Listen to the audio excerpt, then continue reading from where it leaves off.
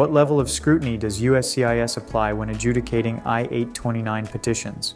When adjudicating Form I-829, United States Citizenship and Immigration Services, USCIS, applies a very high level of scrutiny. There are a number of factors they assess that EB-5 investors should be mindful of when filing their I-829 petition.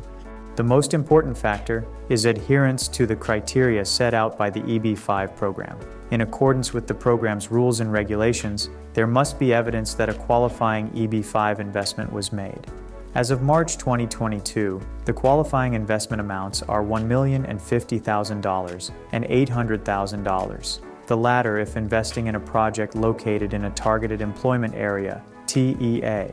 There must also be proof that the investment was made into an eligible new commercial enterprise, NCE. To that end, the investor should append certain relevant documentation to their I-829 petition, such as the NCE's legal permits and licenses to operate, any contracts and tax returns. USCIS will also verify whether the EB-5 investor's investment generated at least 10 full-time jobs within the project or business. This can be validated through documentation such as tax and payroll records from the NCE.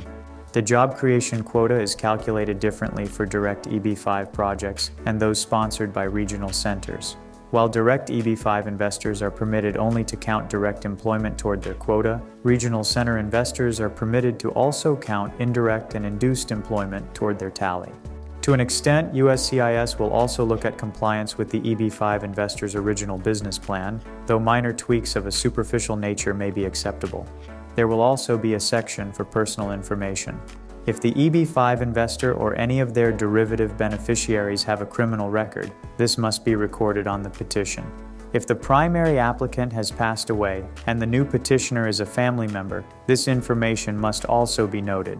The I-829 petition will be subject to high levels of scrutiny by USCIS.